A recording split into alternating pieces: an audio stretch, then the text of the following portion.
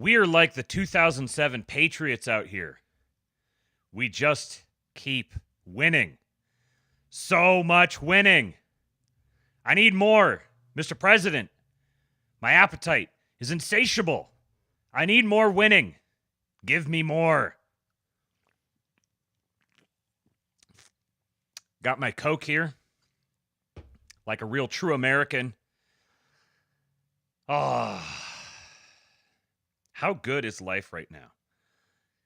I don't know if I've ever had, I feel like I'm 20 years younger. I don't know if I've ever had this much energy, felt this optimistic about the future. I see all you guys are doing you're doing the Elon salute down there. We've renamed it now. It is now the Elon salute. Mr. President, please. And you know what? I've got this first tab or this first window that I've got here with all this stuff. I was trying to get a bunch of things that were all basically topical before I get into the following subjects, which are a little bit different. And I don't think I've ever had this many tabs open on one window before. Not for the Astrolabe. In general, I've had many tabs before, but for an Astrolabe, I don't think I've ever had this many tabs open. And I know for a fact that while I'm doing this, while the Astrolabe is happening, there's going to be more stuff. There's going to be more news stories about all of the winning, all of the great things this administration is doing that we're going to have to try to keep up with. I'm not going to get them on the show today. There's so many things I couldn't even include because I've got to try to keep this. I got to try to keep this show under 2.5 hours, under 2 hours or around 2 hours, hopefully, because we are doing a schizo stream tonight in the King Pill Discord. Little shilling, kingpill.com. Go sign up. We've had get some new blood in there. You guys can join just in time for the schizo stream. We'll be watching we'll be continuing to watch this series put out by Tucker Carlson. It's hosted on the Tucker Carlson network on All the President's Men. We watched a couple of them last week, and this week I think we're going to be getting the Mike Flynn and Kash Patel episode. So if you're interested in watching that with the group of us, we'll be sitting down in the voice chat probably around 9 p.m. Central Time tonight. That's about when I think I'll be able to get in there. Maybe 8:30, somewhere between 8:30 and 9, hopefully. So go to kingpill.com and sign up. Join us as we also crack some drinks together and enjoy all of this winning that we've been blessed with. Javier Oliva is waiting for takeout at a Mexican restaurant. Can't wait till they're all deported. It's coming. Ryan Isaac in the chat, he says, my foreign-born wife said this is the first time the U.S. felt like it was advertised as. She's super excited. Listen to this. Everyone is pumped. Everyone's feeling it. And this is contagious. Everyone wants to feel this. The more people start feeling this way, the more people want to start feeling this way. And the more the vibe shift will deepen. All right, I don't think I had anything to... Oh, one real quick thing. I did have something. Did not have an Astrolabe yesterday. Apologize for that. I just had too much going on. Couldn't fit it in there, particularly because I joined the Old Glory Club last night. Come on, pause. Joined the Old Glory Club last night, and we went through a bunch of the executive orders, along with, I saw him in the chat just a minute ago, Philos Miscellany, good friend of the show. He and I joined them, and it wound up being kind of a marathon. We were getting to Jason Miranchuk numbers here. We went for about 4 hours. So let me just share the screen, get a little visual imprint here for you guys. So as soon as you're done listening to this episode of the Astrolabe, then you can go over to Old Glory Club here and listen to Pony Express Radio number 68 featuring King Pilled and Philos. Are you not entertained? So entertained. Continuing to be entertained. $10 super chat from Ryan Isaac. Thank you, sir. He says, for you and Mrs. Kingpill to get some of that baby making going. Oh, yeah. The natalism. The natalism will begin. Will commence. Time to make some more Americans. Thank you for the super chat. If you'd like to support the stream, you can send a super chat over. You can also, there's links in the description. You can go to King Pilled on Cash App. or buymeacoffee.com/kingpill. Those are ways you can support what I'm doing here, keep me doing this every day. And then also Kingpilled Substack, kingpill.substack.com. That's where I will post all the episodes along with all the links that I go through on the show today. That pushes it out to all the podcatchers, so you can follow me on any of the podcatchers. And if you are listening there, then do me a favor and subscribe to the podcast and leave a 5-star rating and review to help us with the algorithm. All right, let's get going. Got to start with our slop. Kids today couldn't handle the trenches.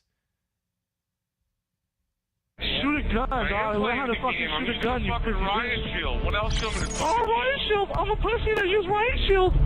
Oh, I'm a pussy. What do you want me to use? Faggot. You tell me what you want to fucking use. There's prestige, you fucking faggot. Tell me what to fucking use, huh? Tell me what to fucking use, huh? Tell me what to fucking use. Shut the fuck up. You fucking pussy. faggot. Pussy. That's right. Yum, yum, yum, yum, yum. I eat dick all day. Yum, yum, yum, yum, yum. I eat dick. You wanna fight dick? Did you eat dick, nigga? What a fucking homo. Exactly. You eat dick. This nigga said he eats dick.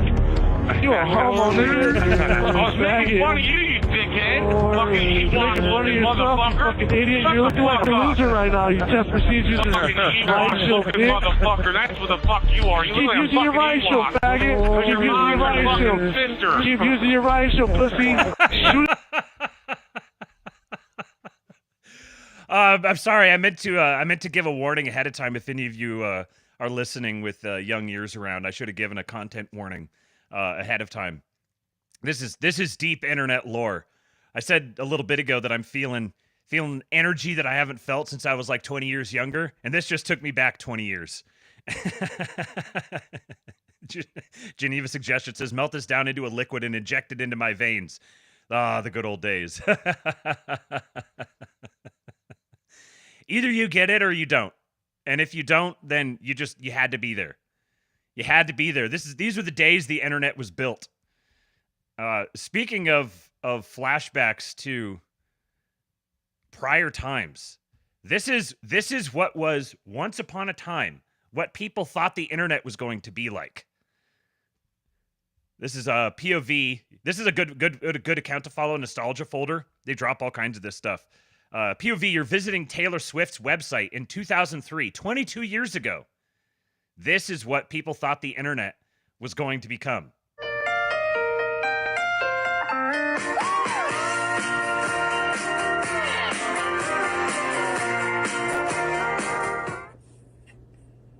Big. Thanks, you're the best. Pictures. Come see what I'm doing.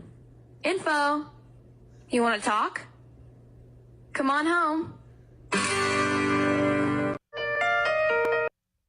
It is so surreal. Like that music playing at the beginning, that's not music added to the clip. That's music added to the website. Big MySpace vibes here. I was having a conversation with Cooper the other day. We were talking about MySpace and Facebook, and he wound up landing right at the very end. He's technically by birth, he's a Zoomer, and on some people's calculations, and he's a millennial for others. So he's kind of straddling the two generations. And he never had a MySpace. He never got into MySpace by the time he started his social media age began with Facebook. And he was like, so what was MySpace like, and why did Facebook end up eating MySpace? And I was thinking about it for a little bit, and I think, ironically, the thing that did it was the news feed. Because if you remember, early on, so with MySpace, you could go to someone's profile, but there was no like localized hub where everybody was there was no central location. You just went to this person's profile, you went to that person's profile, you went to that person's profile. And then that's how it was with Facebook early on as well. But then they created the news feed. And I remember at first it was like an activity log up on the upper right-hand side. There was an activity log there that would say so-and-so just posted this, so-and-so just uploaded these photos, so-and-so just did yada, yada, yada. And people hated it. And then they made your default page the news feed. And people lost their minds. This wasn't that long ago. I was in college, so it must have been 2010, maybe 2011, somewhere in there. And people like went berserk. They were like, "Oh, it's broken Facebook. It'll never work anymore. I'm done with it. I can't stand it." And yet that is now the default, and like Facebook wouldn't be Facebook without that. It's fascinating seeing how these things have evolved on each other, because that was an adaptation that Facebook really took, whether directly or just like through the ether. They took that from Twitter, because that was the way that Twitter was set up. I've been on Twitter. I think I created my first account in 2009. I created it for sports news, and then I remember the time where it was like a group chat for you and all of your friends. But it was a group chat where you also just might happen to read something from a celebrity or something like that, and you could engage with the celebrity directly, which is really, I think, what implanted Twitter as the most important social media platform, because of the that effect of being able to just directly engage back and forth with celebrities, athletes, journalists. But yeah, I'd be curious to know anybody else's takes, because he asked me that question, like, what differentiated Facebook from MySpace such that Facebook just took it over? And I think it was that centralized newsfeed feature. And then another element of it as well, I think, is that it was hard for me to kind of dig this out. I had to try to go back in time and think about the way I saw the world at the time, and having Facebook be originally exclusive for like educational institutions. Like at one point you had to have a .edu email address to be able to create a Facebook account, created prestige and exclusivity, the perception of prestige and exclusivity for teenagers. Because I remember being like, before going to high school or college, when you're in that sort of tween age, at the time, someone having a .edu email address was like, ooh, like the older kids would have the .edu email address, and it was like a status thing. I'm in college now. I have a college email address. You silly little junior high kid. And so there was an exclusivity, celebrity aspect to it. So, oh, you got a Facebook account? You got a .edu email address? Oh, wow, and that means you get to be on Facebook? Which is funny looking back on it now, because now Facebook is like the social media platform that's kind of stuck in the dark ages. It's all the cool people are on like Twitter or TikTok or Instagram, but Facebook is kind of just getting dragged along with Instagram and WhatsApp. So I think those are probably the two big things that set Facebook apart from MySpace, was the centralized news feed, and the exclusivity of having to have a .edu email address to sign up for it at first. Okay, this one here I was pissing myself last night. Listen, I was actually mad.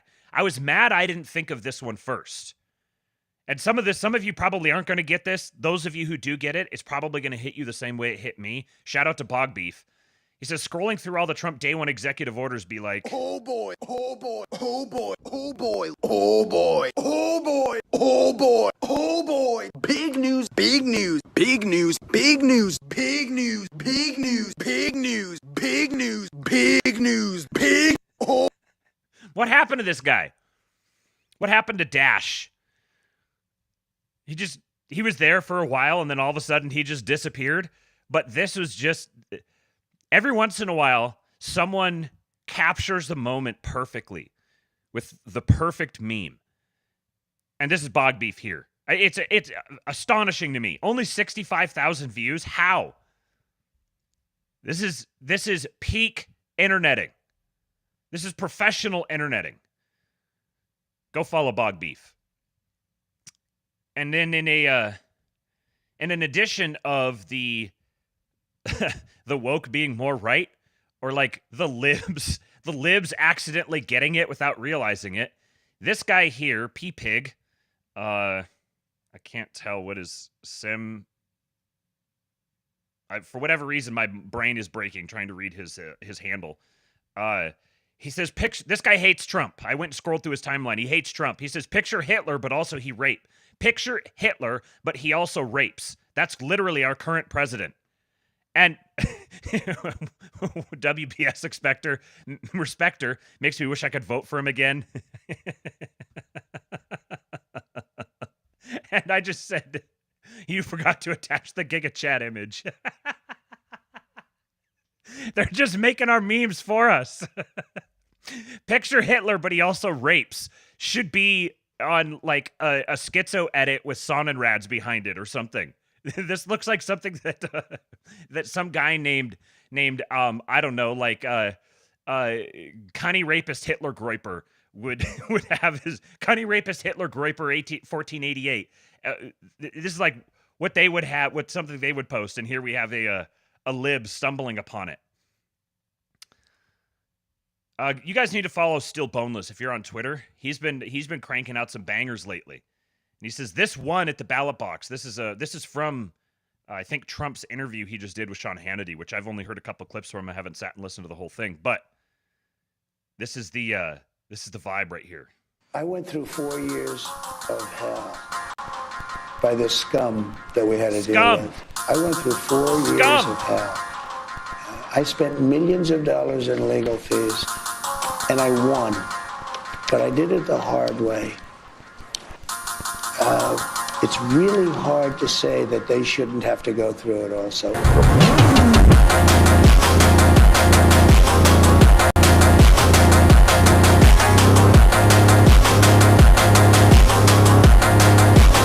He's coming. I'm going to come. He's coming. It's really hard to say they shouldn't have to go through it as well. You got all these black pillars out here who are like, oh, there's just going to be lawfare. Yeah, there is. There is going to be lawfare. You better believe there's going to be lawfare. Logan Hall said the crown really was just laying there in the gutter and President Trump picked it up. John Slaughter says, same energy. To my dear Prince Alexis.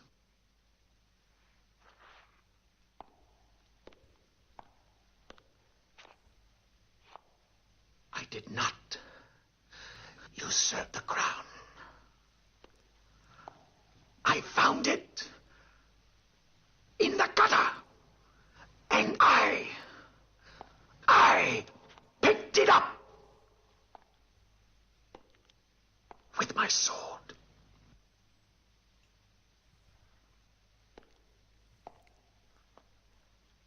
And it was the people, Alexis.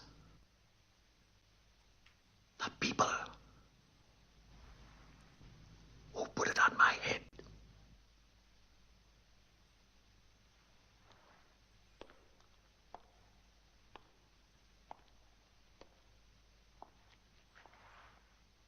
He who saves a nation violates no law. I played that whole thing just for that shot and line at the end. Holy crap. You don't see filmmaking like this anymore. I want to see filmmaking like this again. This sort of shot, no cutting. You get a nice long shot. And with this change in the depth of field, he comes right up close to the camera and drops that line.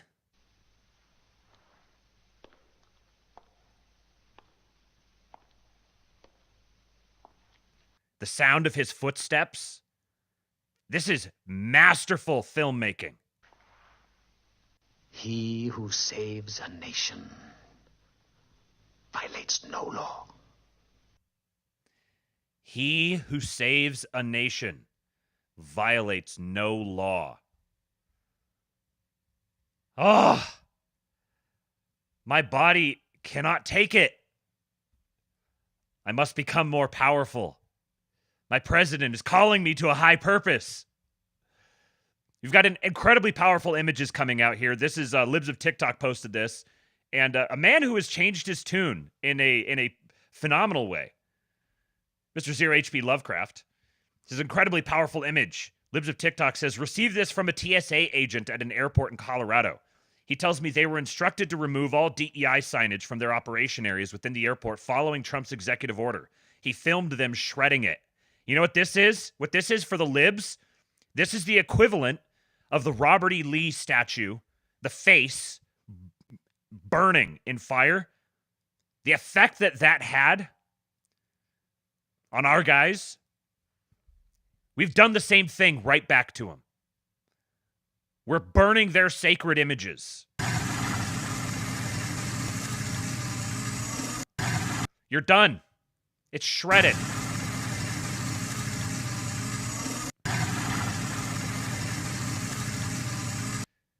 Images that define an era.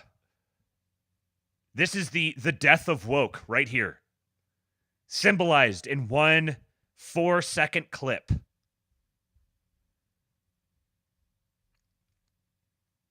Breaking, President Trump says he has sent the Army Corps of Engineers back to Western North Carolina to rebuild all the bridges and roads.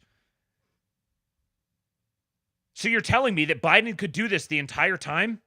There's a theme. You'll see a theme with a lot of this stuff today. You could just do things. Why was the Army Corps of Engineers not in Western North Carolina? This is like an incredibly basic thing. Why are they not there? All it takes for them to be there is for the president to say, go there. So the fact that the president was not saying go there was a conscious, intentional choice to inflict suffering upon political enemies. This is not like a little whoopsie or an uh-oh. These are crimes. All it takes is President Trump saying, go there. Look at this image. The forgotten man will be forgotten no longer. This is powerful right here. This man standing here, you've got the RV in the background, the bare trees, the little impromptu podium. The president has surrendered his podium. He's standing here very fashionably with his very fashionable wife next to him. And he's surrendered his podium to the people. Giving the people a voice, literally.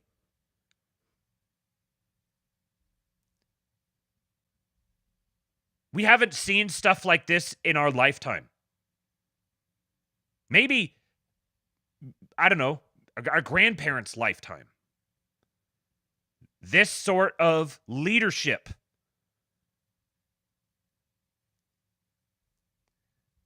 That's my MFing president.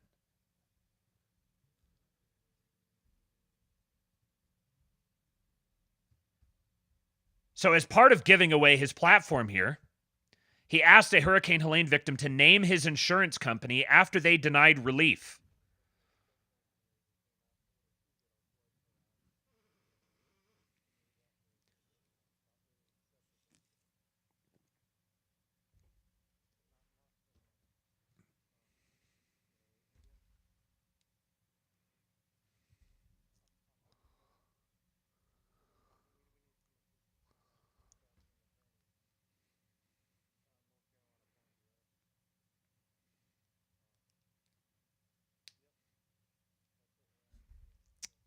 No sound, huh? That's silly.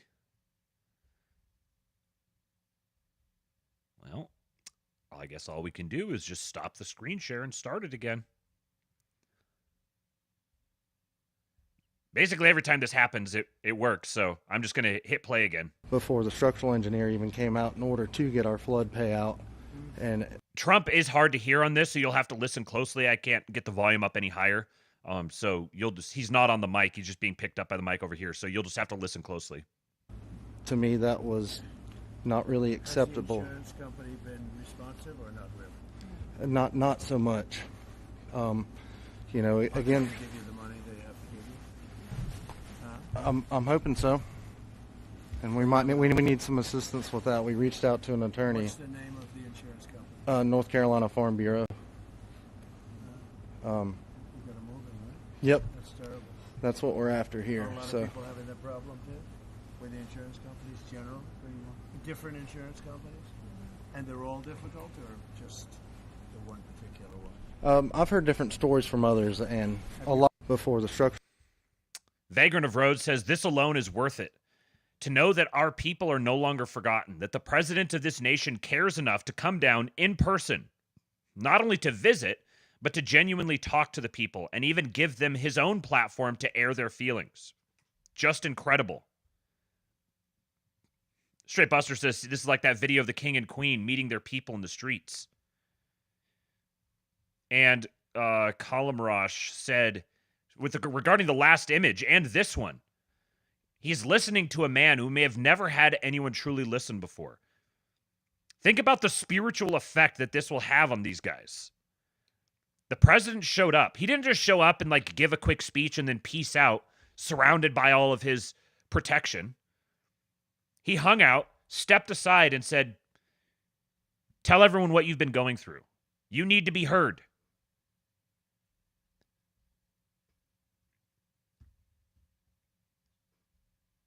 It keeps going.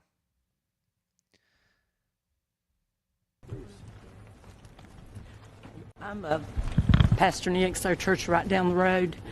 We had only purchased in May, and it's a big church. We're a small congregation, and I had people say, what are you going to do with this big building? And I said, only God knows. And we had our dedication, and the storm came the next week.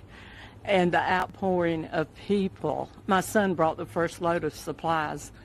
And from there, I stayed there for about 3 months. I slept on the floor for about 3 weeks because the need was so great.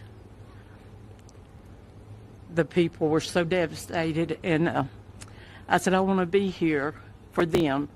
And they were coming in just day and night, so there's really no need for me to go home. But we had people from Kentucky, Tennessee, Texas, Indiana, Oklahoma, people from all over. We have not received any help, like from the government or anything. But I said, Lord, if you want us to do that, people. So they came from all over the states. But FEMA did nothing. It was the locals. Wasted time and money. The locals and the people that knew us. And before the week was over, our church was so packed with supplies we couldn't even walk. Even in our sanctuary, it was up to the platform of things, and in our halls and in our rooms, and we're just now beginning to get a little straightened out. But somebody said, how long are you going to be here? I said, I'm going to be here through the winter and even on, if possible, because when you meet people that's been through the struggle, I had a little lady come up and I said, can we do anything special for you? And she said, I don't want to be selfish, but said, could I have a cup of coffee? And I handed her that coffee, and she stood there and tears just poured. She said, you don't realize how important the little things. It's not the big things in life that we have, but it's the little things and knowing that God is our source. I don't look to man. I don't have to have a lot of things. I had trees, about 20 trees down in my yard, but that didn't really matter. It doesn't matter, because the needs of the people is what I want to be there for. God is good. He's very good. And my daughter now, her house is really in bad shape now. The difference couldn't be more stark. As Jason said, Trump also didn't stumble off into the woods, so that's an improvement. I've been following all this stuff, watching this stuff really closely for months, years. And even to me, it's jarring to see just the radical change in the office of the president. It's kind of absurd that you could have these two types of people, like both of these men could both hold this office. But really, the office of the president has changed. The office of the president has already been redefined, and it's going to continue being redefined over the next 4 years. I'll have some more stuff related to that here shortly, but let's keep it going talking about the North Carolina situation. Trump issues an executive order. I'm pleased to announce that under our leadership, the federal government will be surging housing solutions to the state that go beyond mere temporary hotel stays that ended up being very short-term. The government wouldn't do it any longer, which is ridiculous. We'll marshal all available resources and bring back potable water and make your water and infrastructure dramatically more reliable very quickly. Today, I'll also be signing an executive order slashing all red tape and bureaucratic barriers and permits to ensure the rapid reconstruction of the roads here in western North Carolina. We're going to go through a permitting process that's called no permitting, just get it done. That's the way they built them many years ago, I guarantee you that, right? We're going to go through a permitting process called no permits, just get it done. Just fucking get it done. There was libs crying about this, saying, oh, all the roads are going to collapse. Yeah, here you go. Roads that will need replaced in a year because of ignored regulations, costing taxpayers more. Brilliant. Into the crystal with you, you creature. Relatedly, Trump met with Gavin Newsom, and Gavin is just clinging on by a thread. There's apparently a recall effort now mounting, and he's getting cooked, and Trump just leaves him waiting like a sad little puppy. Force One there, and we believe that's Governor Gavin Newsom at the bottom of the stairs, waiting the president's arrival. As we zoom in there, I think that is the governor as he is waiting the president's arrival. Again, he was not a part of the trip as far as being on the itinerary for President Trump to be taking a tour with Governor Newsom, but the governor saying he would show up when Air Force One arrived, and that you're looking at live. I'm going to bring in Jonathan Hunt just to help me with where the president is going here as we talk through these live pictures. Jonathan, you are in Pacific Palisades, I believe, have been dealing with the devastation here. The president is going to take a tour of some of the worst hit areas, and we'll leave these live pictures up as we're talking through it. Yeah, Brett, he is going to take a tour of the destruction here. He will see that the winds that have fanned all of this destruction over the last 2 weeks have finally died down. That is giving exhausted firefighters and traumatized residents a moment to breathe. This is probably the most time that Gavin Newsom has spent around, like, just ordinary working class type people in a very long time. These people are just like airport workers or whatever. And he's just got to stand there and twiddle his thumbs. Yep. You're going to wait. You think you're hot shit? You're just going to sit and wait. Now, I got some more stuff on this here in just a sec, but someone in the chat said, yeah, H. Reardon says, JGID better than Nike's slogan. Just get it done. And I made this little lock screen for you guys. Just do things. Did you know that we're allowed to just do things? We've got a presidential administration telling us, just do things. Get out there. Start doing things. $5 super chat from random username. Good to see you, buddy. He says blondes. I'm not exactly sure what that means, but I mean, I like blondes. Is this is this a reference? There was a video that was going around of Carolyn Leavitt, the press secretary, and a couple of other leggy young blondes walking out for a press conference or something like that. And someone said, like, we've entered the age of the hot blonde once again. Indeed, we have. We've been waiting for it. Waylon Bro says, the most infuriating thing about this past week is knowing that every system, every lever was already available to the last administration, and they chose not to use them. Yes. They just chose not to use them. They made the conscious decision. There wasn't like, oh, bureaucratic pressure or politically unpalatable or whatever. They just straight up chose not to do things that were within their purview that would help Americans. But now we have our champion. He's got Mr. Newsom by the balls. He lays out 2 conditions for Los Angeles and all of California to follow after being asked about potentially withholding disaster aid. All right, California, you got yourself in a heap of shit. You need some disaster aid. Well, we know how your disaster aid thing works.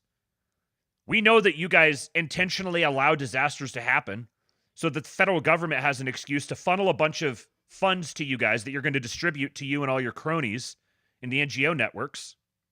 You want this federal aid? There's going to be some strings attached. Funding to Los Angeles because of its sanctuary city policy? I want to see 2 things in Los Angeles. Voter ID, so that the people have a chance to vote. And I want to see the water be released and come down into Los Angeles and throughout the state. Those are the 2 things. After that, I will be the greatest president that California has ever seen. I want the water to come down and come down to Los Angeles and also go out to all the farmland that's barren and dry. You know, they have land that they say is the equivalent of the land in Iowa, which is about as good as there is anywhere on earth. The problem is it's artificial because they artificially stop the water from going onto the land. So I want 2 things. I want voter ID for the people of California, and they all want it.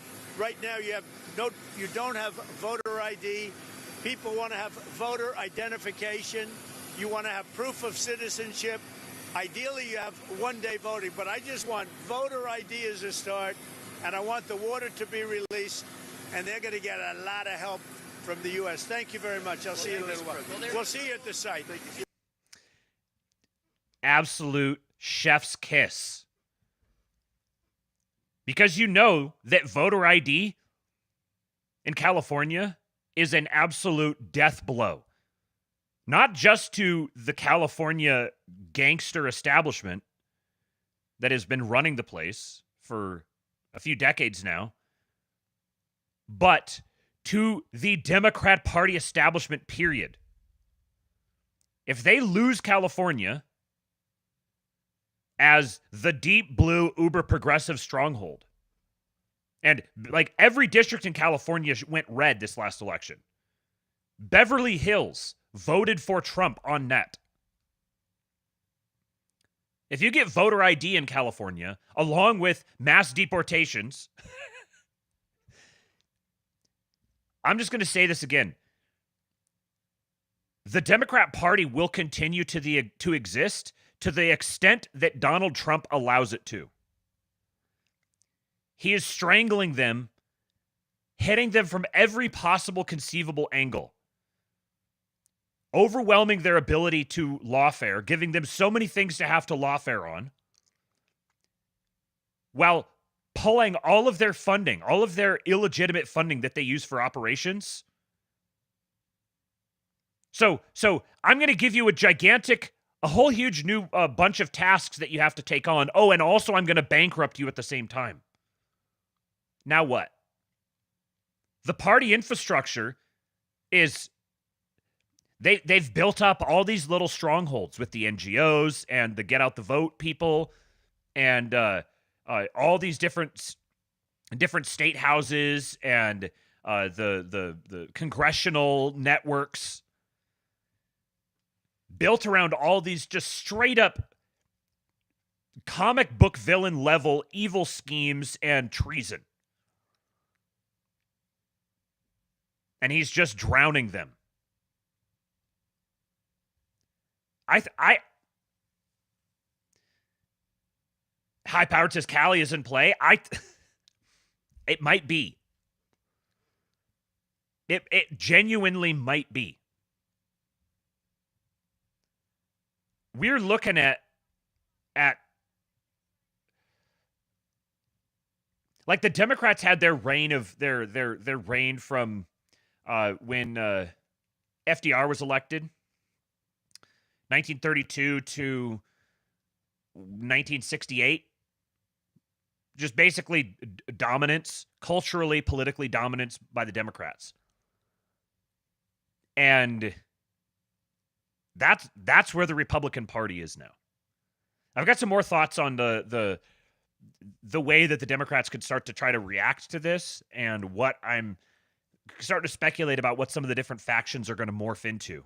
I'll have to save those for another stream because I want to keep going. I got a whole bunch of stuff here, but I'm also next week I'm going to be doing an episode with a bunch of AI stuff, talking about some of the things you can do with AI, some philosophy around AI, some of the debates that have been had around AI, implications with the Trump administration. I've got a bunch of things I've been accumulating, and I'll do one episode that digs into that a lot. We got 111 watching and 46 likes, so do me a favor and hit the like button. And we're going to keep it going. The Bukele effect. This is from the White House Instagram account. Promises made, promises kept. Deportation flights have begun. The United States federal government White House Instagram account is posting pictures of illegal alien young men chain ganged. Look at this. Literal chains around their waists. Chain ganged.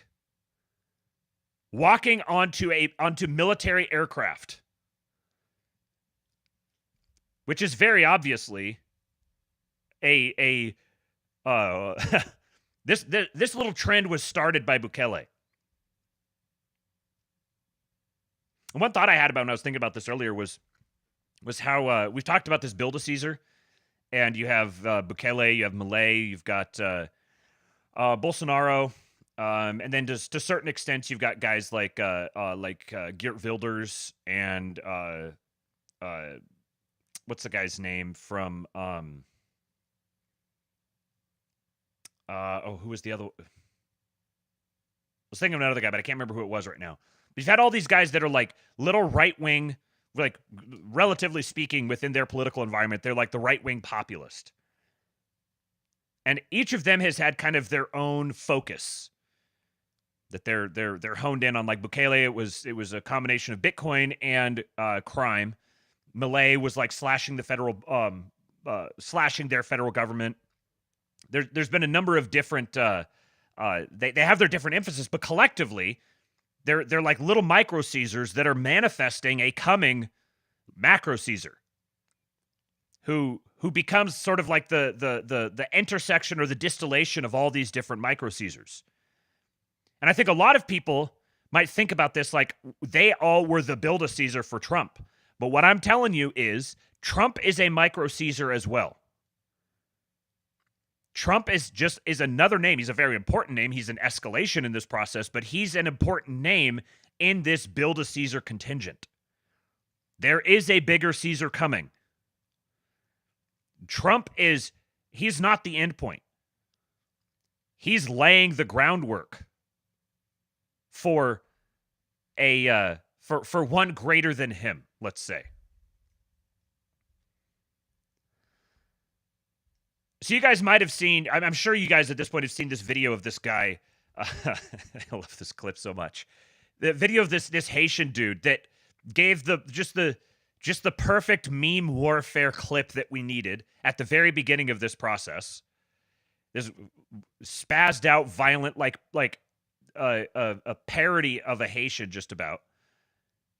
He's yelling he's like, thank Obama for everything. Fuck Trump. I love Obama. I love Biden. I'm not going back to Haiti.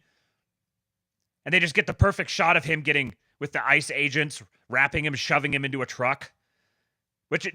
There you go. There's the advertising campaign for mass deportations. We just get it on day one.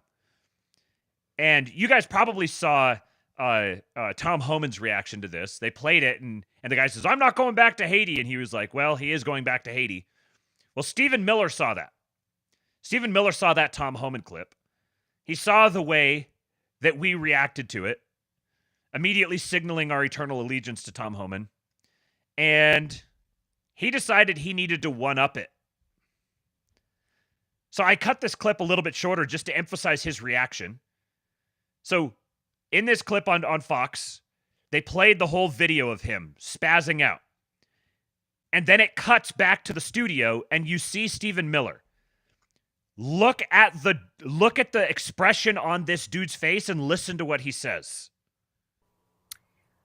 He says not going back to Haiti. You heard what he said. And He's cheering going on Biden.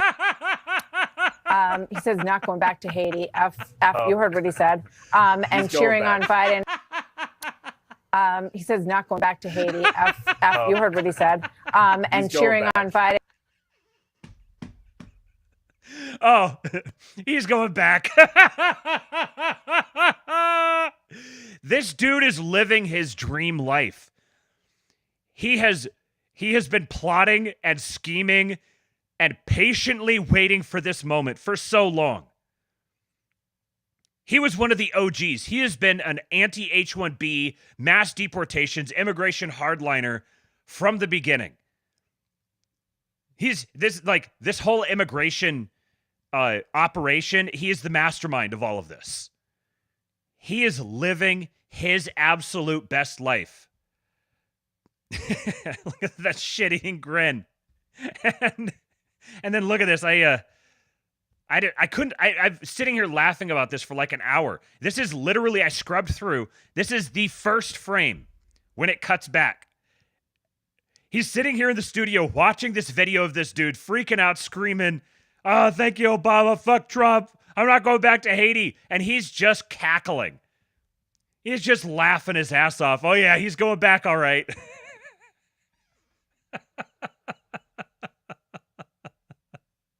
It just continues. So here's Tom Homan. They're going hard. You have been offered the assistance of the United States military for airlift support as part of this program. The United States Air Force is going to supply 4 aircraft to remove up to 5,000 aliens that are already, I believe, being detained by CBP. How is this going to help you? Is this a necessary, or do you find this necessary, or this is just icing on the cake of getting these illegal immigrants out of the United States? Absolutely necessary. We have limited funding right now, so anything DOD can step in and do this is a force multiplier. Whatever DOD does, whether it's building infrastructure, whether it's flying planes, doing transportation, that means an ICE badge and gun is not stuck with those type of duties. They can actually be on the streets looking for the bad guy. So we're going to try to contract a lot of this work out, have DOD do the stuff that doesn't require immigration authority, have them do that job to release the immigration officers out on the street to arrest the criminal aliens. So yeah, this is in plans for a while. We made this happen in a matter of 3 days. So yeah, they're a welcome a force multiplier for us, and it's going to help us a great deal, especially on removal flights. So U.S. Air Force is going to be supplying aircraft to increase deportations to 5,000 aliens, a 10x jump from the current 500. And you've got, so they've got all these ICE agents that are now just getting deployed throughout the country. And I've also seen rumors, I didn't have time to pull all the sources together for all this stuff. Because it's just, there's like 75 of these things dropping every single day, and I can't keep up with all of them. But they're going to be deputizing, I think. I saw like security guards and other police outfits. They're going to be deputizing them to be able to serve some of these immigration enforcement mechanisms, at least for a period of time. And here's the Trump effect. Migrant encounters at border ports of entry have dramatically declined since Trump took office on Monday. Imagine that. The Biden-Harris regime had the ability all along to slow or stop the migrant invasion, but chose not to, suggesting the crisis may have been intentional. Suggesting may have. Of course it was intentional. The American Party must hold the Democratic Party accountable at the ballot box in future elections for years of chaos. That's not going far enough. People need to be prosecuted for this. This is aiding and abetting. Aiding and abetting terrorism. That's exactly what this is. This is facilitating an invasion of the United States. They need to be prosecuted. 1,500 migrant encounters a day, January 2023 through December of 2024. January 17 to 19, the last 3 days, 1,645 per day. Now, I note that they don't include January 1 to January 16, and perhaps because there was a little surge here right at the end of people trying to get in at the last minute. January 20 and 21, there was 463 per day. In January 22, there was 44 migrant encounters at border ports of entry. Mark Mitchell says from Rasmussen Report says, it's like a switch was flipped. And that's all it was. You just had actual leadership step up and flip the switch. It was that easy.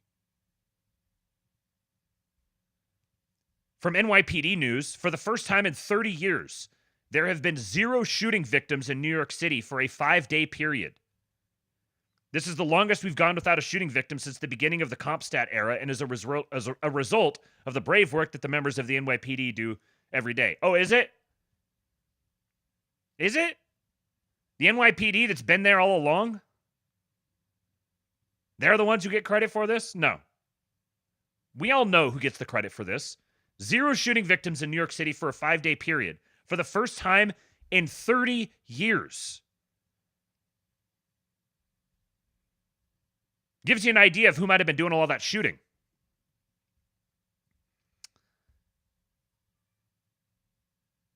Carolyn Leavitt, the press secretary, said yesterday, today the Trump administration arrested 538 illegal immigrant criminals, including a suspected terrorist, 4 members of the Tren de Aragua gang, and several illegals convicted of sex crimes against minors.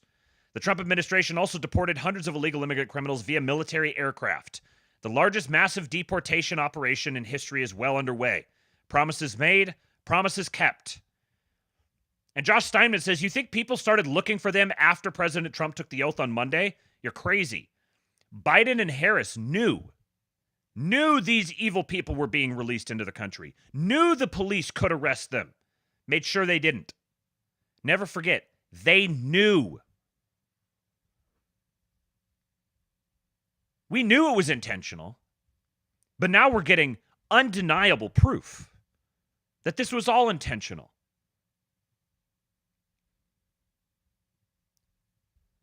$10 super chat from Samoa Bob. Complete destruction of their power center. Just launching ICBMs, rhetorically speaking, into the nerve center of democratic politics. These are the types of people that have been actively facilitated into the country. There's a Venezuelan migrant. These people are dumb enough to advertise it. This Venezuelan migrant recently went on a live stream to tell us about some of the cool benefits she's been receiving in New York City. No one will remove us from here, not even Trump will get us out. Then she says, you know, I've been suffering from, I've been having dental issues. So I had surgery recently, and they helped me with 4 teeth, but the appointments were far away, unfortunately. Then here she says, I'm in New York. I want to leave New York, but I don't have my papers yet. It's nice here, but working without papers, it's horrible. I'm desperate, to be honest. Then she keeps communicating with the comment section, and she says, I'm fairly new. I've been here for only 6 months. Only 6 months since I got here. And then someone asked her, wow, what about your nails? How much were they? She says it was $50 to get them done. But this was maintenance, and that was an additional $30. Oh, it's only a 6-month free hotel stay. No big deal. An average hotel room for a migrant costs around $350 a night. That means that she's been getting roughly over $60,000 worth of hotel accommodations. When was the last time that any of you received a 6-month hotel freebie? I hope President Trump does the right thing.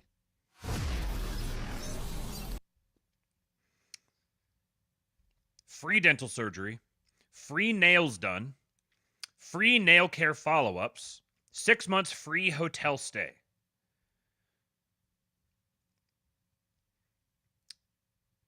All on the taxpayer's dime. You guys are popping in the chat. Venezuelan. That That's very well played. Very well done. So, little headline here. Sanctuary mayor, once willing to go to jail to stop ICE, now says he'll work with the agency. You darned right you're gonna. Wait. I didn't mean it. I'll cooperate. Please. I surrender, Mr. President. I bend the knee. Just don't destroy me. Please let me stay around. Powerful Mutual Jim Sharp says again, victory will be far easier than we ever thought. These are not Bolsheviks, they're scammers. They have no appetite for sacrifice or violence. They will fold and move on to the next grift. Thank God our enemies are cowards. And he tags Charles Haywood and says, this is why I think your overall analysis is correct, but you simply overestimated our enemies. And I did the same thing. I overestimated them. I thought that I was having like the moderate position here. Like these aren't like super crafty, scheming, Marxist revolutionaries. They're a bunch of soft, squishy libs who are just following the winds. But I thought that there was, there's at least some subset of people who are the actual radicals, the Weather Underground types. Nope.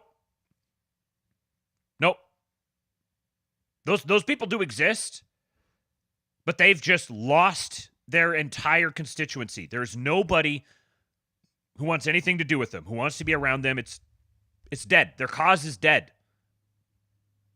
They're reeling. And the longer this goes on, the more people who make this sort of business decision, the more people are going to keep making that business decision. Each hour that goes by where they don't mount some kind of opposition centralized around some sort of charismatic figure that can drive this cause forward, each hour that goes by loses them like another month. The way that the energy is just draining away from them. The demoralization is maxing out for them right now. And we must crush them with our willpower. We've talked about Marco Grande. And just another little signal here. From the Department of State. Says our diplomatic relations will prioritize securing America's borders, stopping illegal and destabilizing migration. I like this. I like this little phrase here. That's a very useful one. Destabilizing migration. Migration that's destabilizing. Well, how do you define that? We define that how we want to define that. And negotiating the repatriation of illegal immigrants. And they have a graphic here that says, this is a quote from Secretary of State Marco Rubio, Marco Grande, we must curb mass migration and secure our borders. And Logan Hall points out it's subtle, but it's a very good sign that this reads curb mass migration and not curb illegal immigration. Important distinction.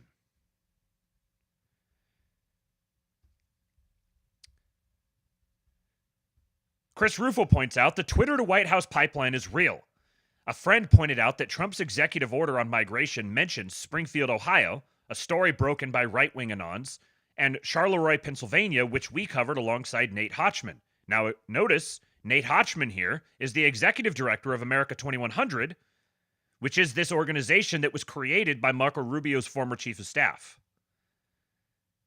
So they were the ones covering the Charleroi, Pennsylvania thing. This is from one of Trump's executive orders, realigning the United States Refugee Admissions Program.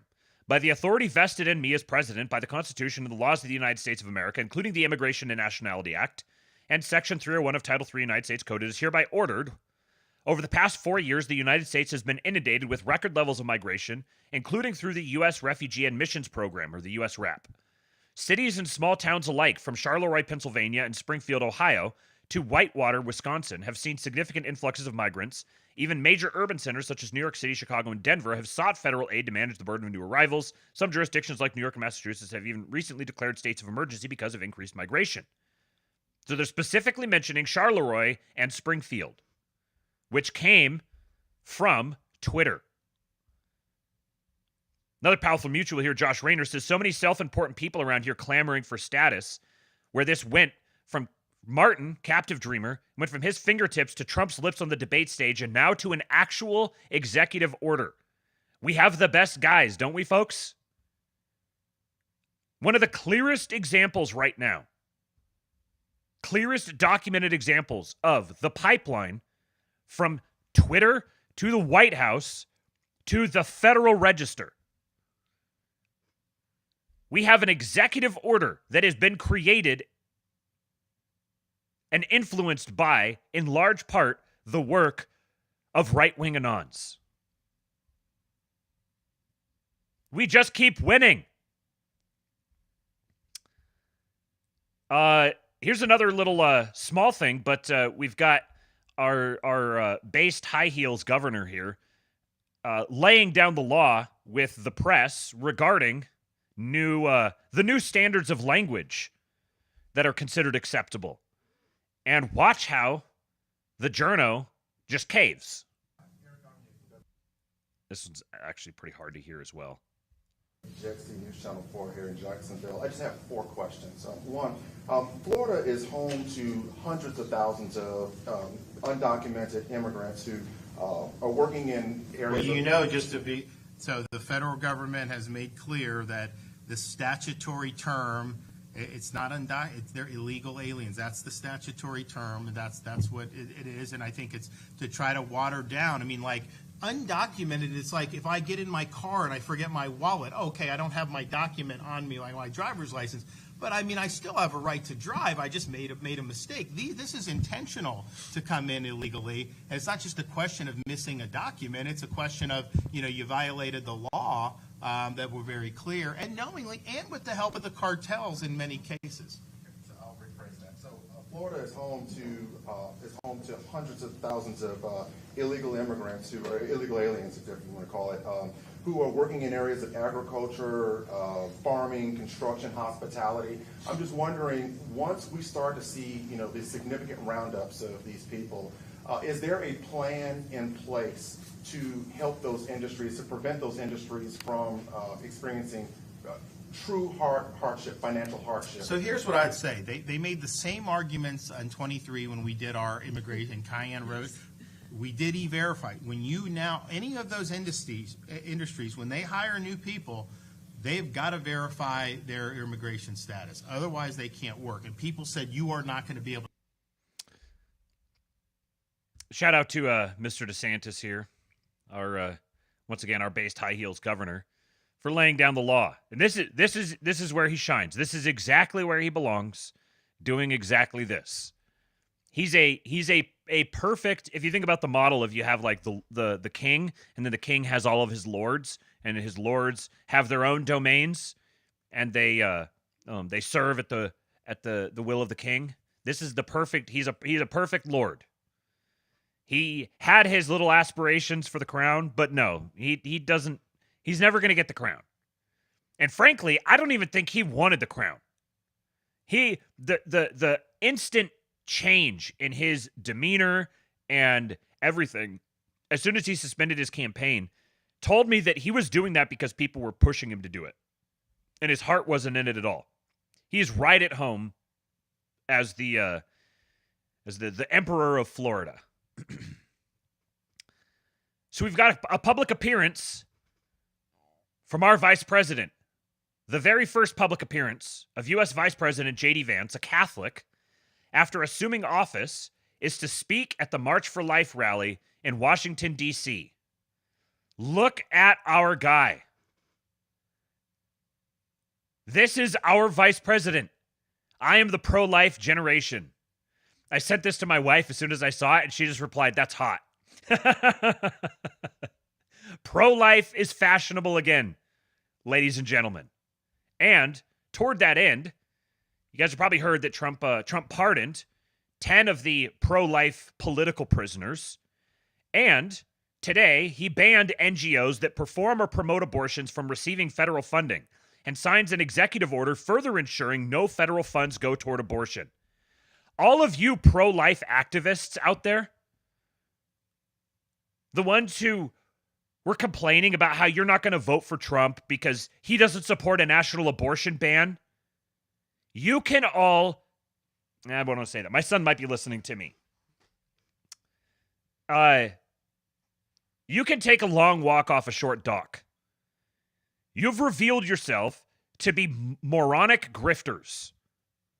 All you're good for is raising money for yourself for this cause to then betray everyone.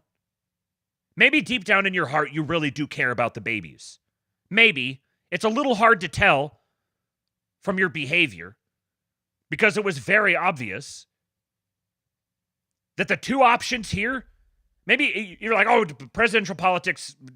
If you want to talk to me about like the futility of voting or the two-party system, whatever, fuck off. Fine. Go play in your little sandbox and try not to poop in it. But within the frame of this election, if you were a pro-life person who's like, I'm not going to vote for Trump because he's not sufficiently pro-life for me, we need to root these libertarians, just root and stem out of from amongst us.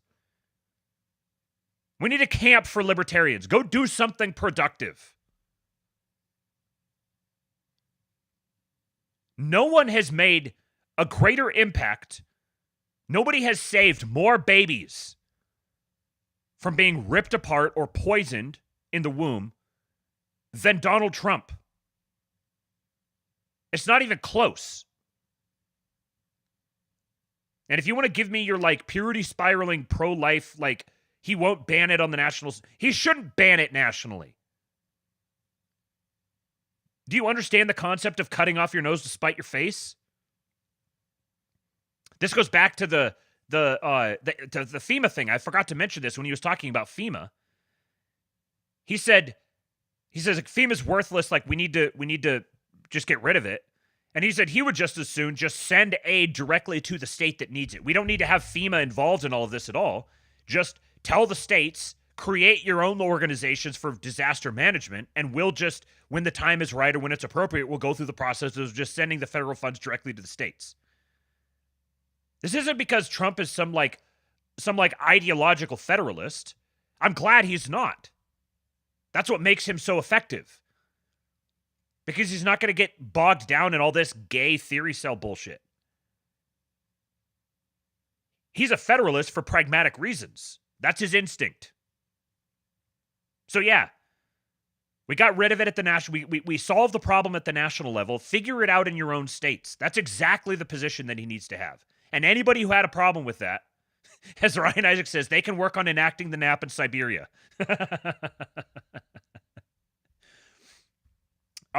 This is an interesting point I haven't seen a lot of people talking about, and I forgot to mention it on the OGC stream last night. I planned to, but I forgot.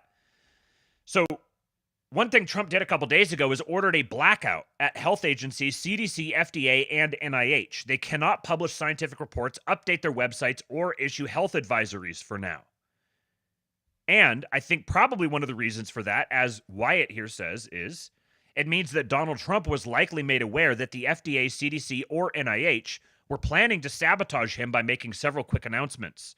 The CDC was probably going to issue a health scare or something of the sort. By issuing this order, Trump most likely sabotaged all that.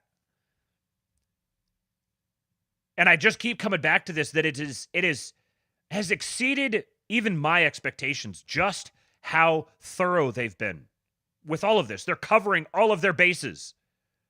You know, they do all the banning DEI stuff, but then they also say, if you try to they did the hiring freeze, and they said, if you try to hire contractors, we're coming after you. They ban all the DEI stuff, and they say, if you try to just change the names of this stuff and like move it into a different place to hide it, we're coming after you. This is not your granddaddy's GOP. This is a GOP of seasoned, effective operators with a plan who know what they're doing. I was just listening to Jeremy Carl on Orrin McIntyre today, and one thing he pointed out was that it's remarkable how few of these executive orders leaked ahead of time. Like we got there's going to be lots of executive orders that he's going to issue, and he's going to do some stuff with this, and he's going to do some stuff with that. But they maintained tremendous OPSEC on this.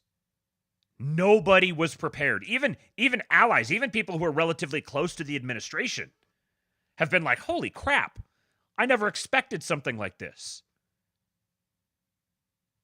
They know what they're doing.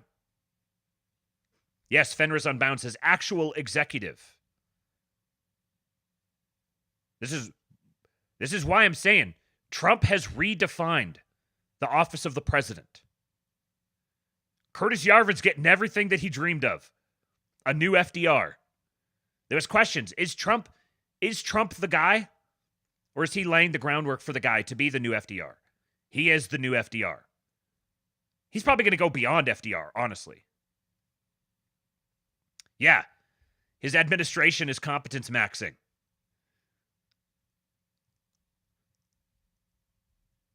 Still on the first window. We've got 5 more tabs for the first window here, and then I've got 2 more windows after that. So let's keep it going. Breaking, a constitutional amendment has been filed allowing President Trump to seek a 3rd term in office. This is the perfect time for this. And I just saw today when I was getting ready for the show that Anna Paulina Luna, who's part of this, we've got the Florida occupied government. We're flogging them. They're getting flogged. Florida occupied government. Anna Paulina Luna submitted a bill for putting Trump on Mount Rushmore. This is the time to do all this stuff. Just hit them with everything. Absolutely inundate them. Bulldoze them over with every possible conceivable proposal. Here's the wording from the amendment, for the proposed amendment. No person shall be elected to the office of the president more than 3 times, nor be elected to any additional term after being elected to 2 consecutive terms, and no person who has held the office of president or acted as president for more than 2 years of a term to which some other person was elected president shall be elected to the office of the president more than twice. It was filed by Congressman Andy Ogles from Tennessee. This is shameless. Absolutely shameless, and I fucking love it. They're literally just creating a constitutional amendment for Trump. They've figured out how to phrase it perfectly to create a carve-out where this will apply to Trump and it'll never apply to anyone again. Because no one can be elected more than 3 times, nor be elected any additional term after being elected to 2 consecutive terms. So if you have a 2-term president, they can't be elected a 3rd time. And anybody who's held for more than 2 years of a term to which some other person was elected can't be elected more than twice. So you can't have like a president who dies in the middle of his term, vice president comes in, finishes his term. He can only be elected 1 more time. He can't be elected 2 more times. So they've literally just created a carve-out that only applies, that will only conceivably ever apply to Trump. Brilliant. Send it. Now there's a problem that's been going around lately, and I suspect that many of you guys are suffering from this. I know I am, for sure. And I've got to give a shout out to my boy, Catholic Orthodoxy, also known as Politically Catholic. He shows up at the chat here every now and then. OG King Pillars will know him as Poppy Libs. I appreciate him bringing this to our attention so we can raise awareness. He says, I'm on hour 70 of my erection now after Trump punished yet another enemy of the people. This in response to President Trump revoking the security detail for Mike Pompeo. There were the rumors going around about how Mike Pompeo was maybe going to be the Secretary of State, and all the black pillars were like, see, there it goes. Zogged on. Not only is he not a candidate for Secretary of State, he revoked his security detail. Populist says, the doctors tell me I have a new condition that's increasingly common in ambitious straight white Christian men called Trump-related ultramassive penis syndrome, aka Trumps. They fear my case of the Trumps may last for 4 whole years. If you or anyone you know is also suffering from a case of the Trumps, then like and quote tweet with an eggplant emoji in solidarity. Do you have a case of the Trumps? My case of the Trumps might be terminal. I don't think my brain can survive on this low, a level of blood flow this low for this long. I might need to recruit Brian Johnson. We need to figure out a solution for getting extra blood into the head. Because my case of the Trumps isn't going away anytime soon.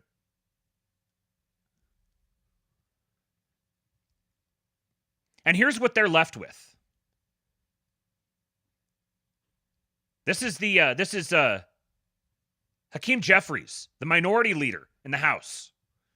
He says, wait, the price of eggs and the cost of living was supposed to go down, not up.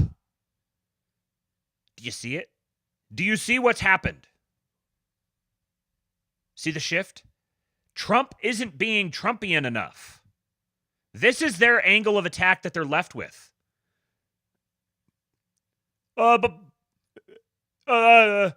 Yeah, he's doing all that stuff, but he also said he was going to do these other things too, and he's not doing those. Oh, okay, so you're asking him to fulfill more campaign promises? Sure, great. I'm on board. I said MAGA is now the implicit standard. Future elections will be won by whomever can present themselves as the most Trumpian. You got to get your head around this. The 2028 election is going to be about who does MAGA better. That's how comprehensive our victory is. We are in an entirely new world. We've jumped timelines. We're not going back. The only hope that they have, to whatever extent that Trump allows them to continue to exist, the only hope that they have is by trying to out-MAGA Trump.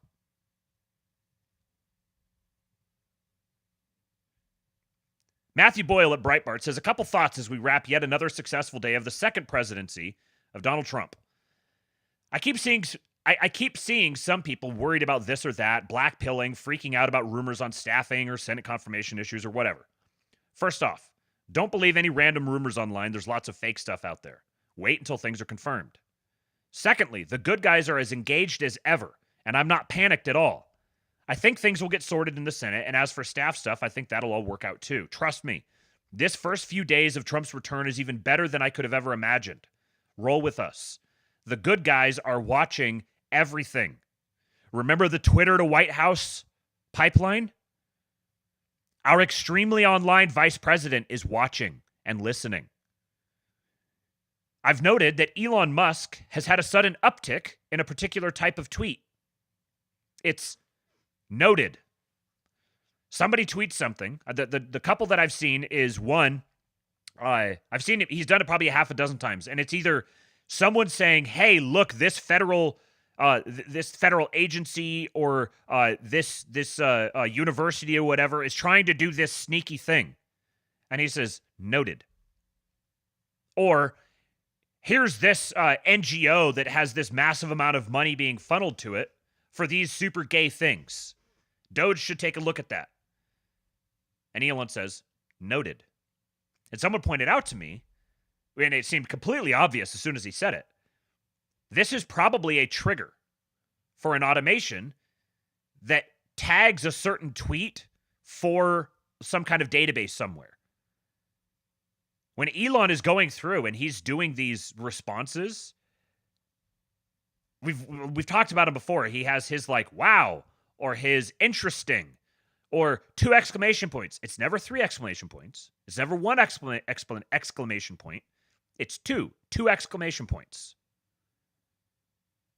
And so I suspect that he's making a list and he's checking it twice. And he's using some sort of a script that when he tweets a certain thing, it logs that tweet to be addressed.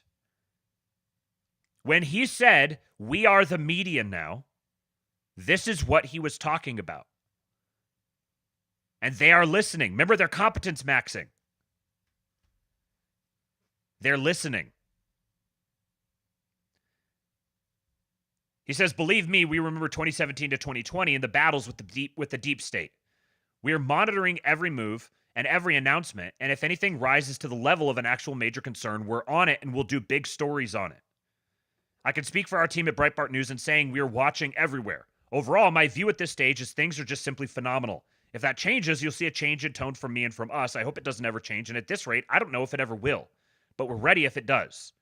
Yes, we're drinking from a firehouse in terms of news, and there's no sign that fire hose, I said firehouse, I meant fire hose, and there's no sign that fire hose is slowing anytime soon. But believe me, we have eyes on everything, and if anything concerns us, we'll call it out. I think we've demonstrated that over the many years we've been doing this. Heck, I've been at Breitbart for over 12 years now, and many of our crew members have been here almost as long and some even longer. That's all. Back to making America great again now, y'all. This is how it works. We have our media organizations. We have our anons, our shit posters. We have the random little people who are, if you see something, say something. They say something. The anons pick it up. They schizo post. We get things going viral. The media organizations pick it up. And this is where I'm perfectly happy with the Tim Pools of the world. That if something goes viral, like they're going to talk about the thing that's going viral. So you just get it viral, Tim Pool starts talking about it, and the administration starts talking about it. This is the new world that we live in. Now, I've got something very important to share with you. There was a story that was making its way through the news a while back.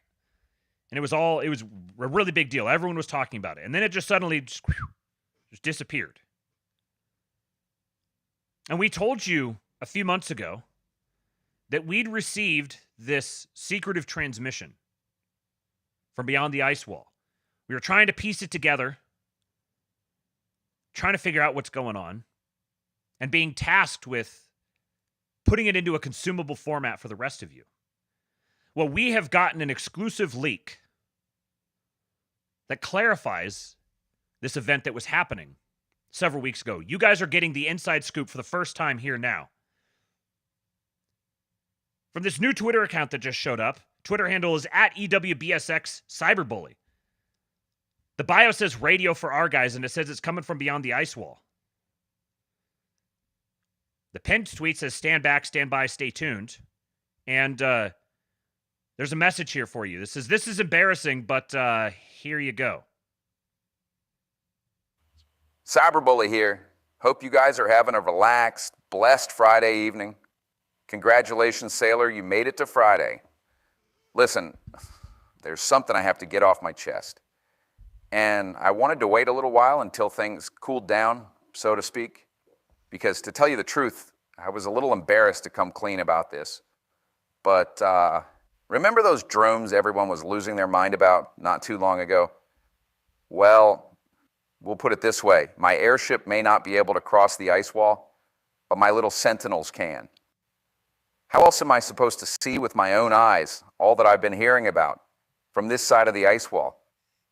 All these messages that float over to me from the ripples of the frequencies of the Large Hadron Collider. You know what I'm talking about. Well, anyway, let me just say this. My bad. I didn't mean to cause this whole stir. And to make it up to you, I've ramped up my efforts. I've turned things up to 11 for getting this station launched. Once and for all, we're talking 24 hours a day, 7 days a week, 365 weeks a year, eternal white voice summer radio. Thing is, I'm a little light on crystals. And as you know, 10 follows on x.com equals 1 crystal. And it takes about 100,000 crystals to power the station. So you know what to do. Spread the word so that we can get this thing off the ground. All right. Cross a cold one for the old CB. You'll be hearing from me again real soon. You guys heard him. The cyberbully needs us, man. @EWBSX Cyberbully on X. I think he's on Instagram and TikTok. And it's possible down the road that it may end up being just EWBSX. So if you're listening to this later on, then I've heard rumors that it may wind up just being EWBSX. But for now, EWBSX Cyberbully. Get the man his crystals. Cyberbully here. He needs the crystals for the airship to get us 24/7 radio. We got to work with him a little bit on his. Time works differently on the other side of the ice wall, so we're gonna have to work with him a little bit on his math. The timing of days and weeks and everything. Although when you live in the land of eternal white boy summer, there's no sunset. It's just beautiful sunny day all the time. So time kind of blurs together. But he's learning. He's figuring it out.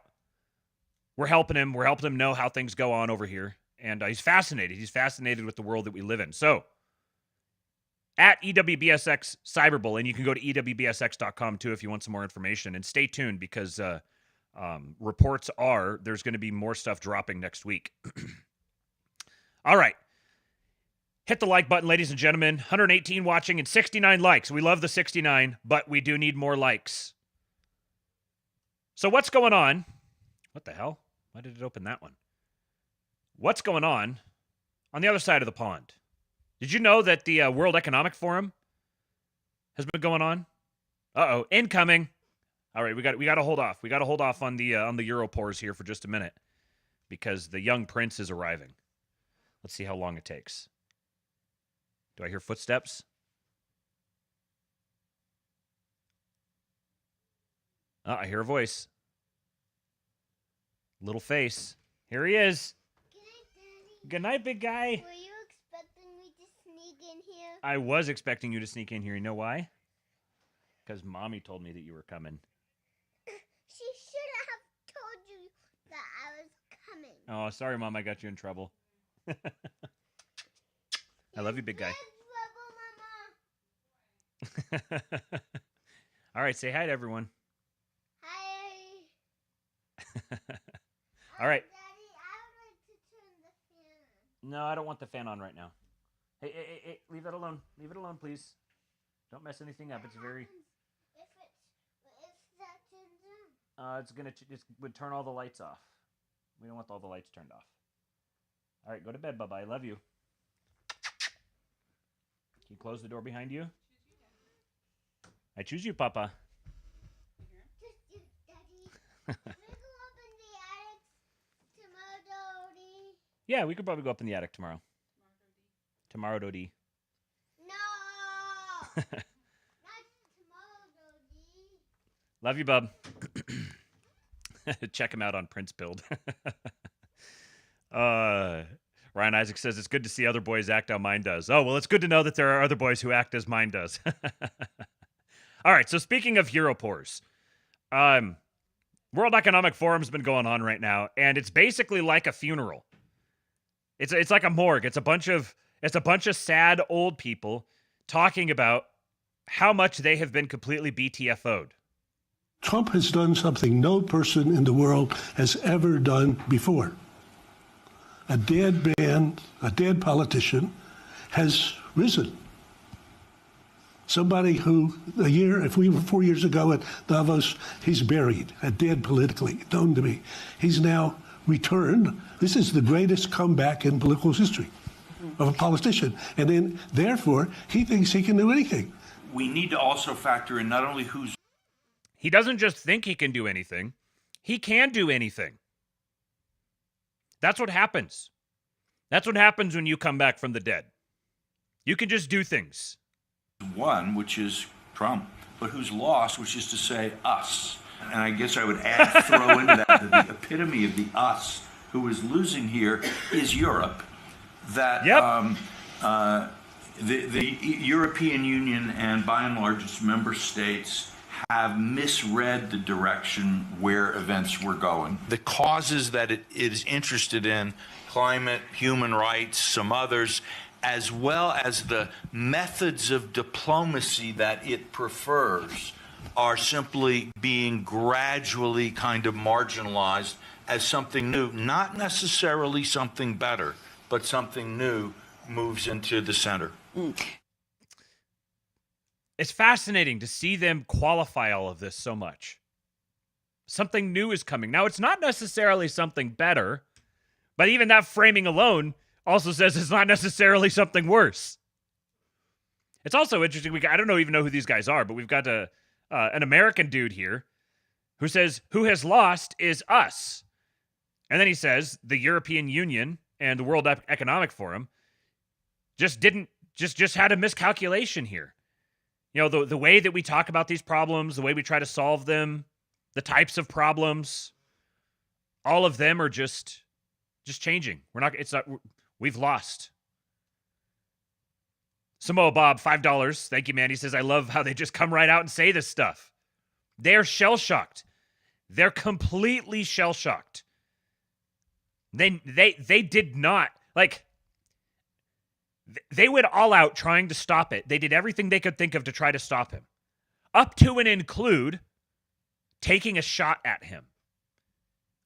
But you know what they say? You know what they say when you take a shot at the king? Yeah, they missed. You're not supposed to miss. They missed. And now, he has earned the right to do whatever he wants. And not only has he earned that right, he is exercising that right to the max. This is what it looks like when someone has an entire bulldozer of their own shit dumped on top of their heads. This is what they look like. And so, suddenly, they're scrambling. The European Union is on the verge of an unprecedented break with the current climate agenda, according to a confidential draft. It says the end of the Green Deal, the new agenda for Europe as a business location. Next week, the EU Commission will officially present its program for the next 5 years. Welt already has access to the confidential draft. It is an unprecedented break with current policy. Instead of the climate, the focus is now on easing the burden on the economy. And I said the EU just realized that Trump is actually going to fuck them up, and they need to get energy independent yesterday. This has been the entire purpose of the climate agenda.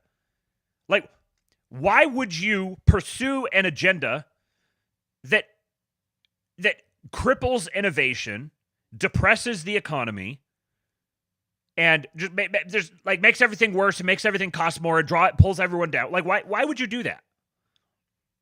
Unless you consider where those policies came from and the energy status, the energy market status of that region. The one region in the world, Stormy Waters has made this point, the one region in the world that cannot be energy independent and maintain a first world standard of living.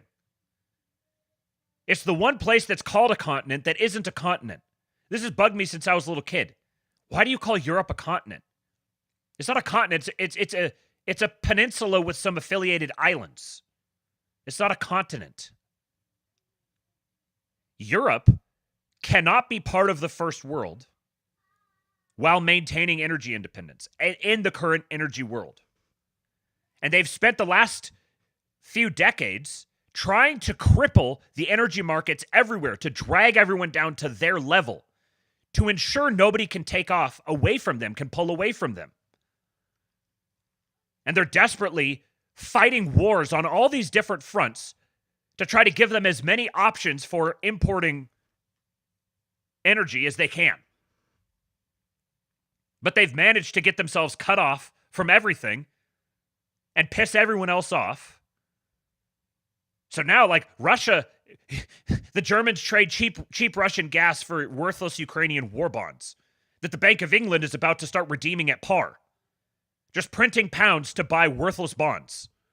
1-to-1. Just killing the pound.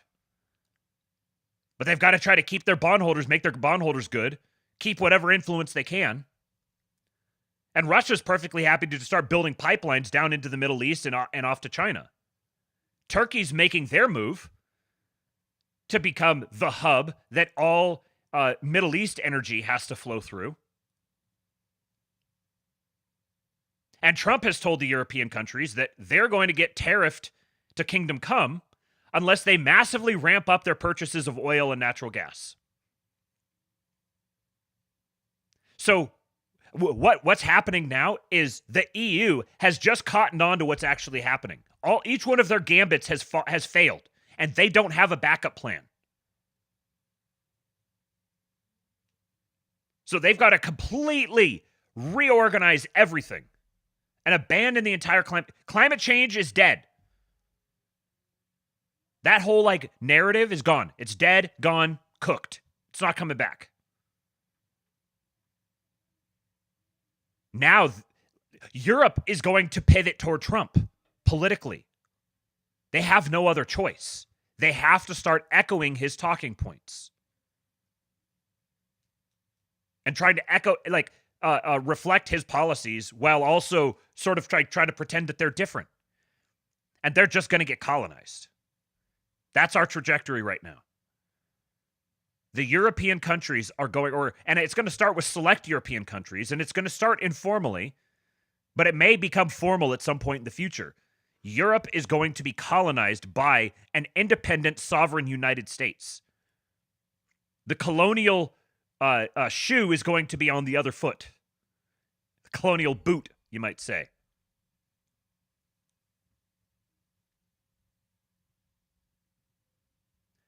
Relatedly, Trump plans to withdraw 20,000 U.S. troops from Europe. Trump is reportedly moving to cut U.S. troop presence in Europe by 20%, pulling 20,000 troops as part of a broader reassessment of Washington's military commitments. A European diplomatic source says Trump also wants European nations to contribute financially for the remaining forces, arguing that American taxpayers shouldn't bear the full cost of deterrence. This follows Trump's 2020 decision to withdraw 12,000 troops from Germany, which Biden later reversed. So we're going to withdraw our troops because we've got other things planned for them closer to home. We're going to withdraw our troops, and you're going to pay for the rest of them.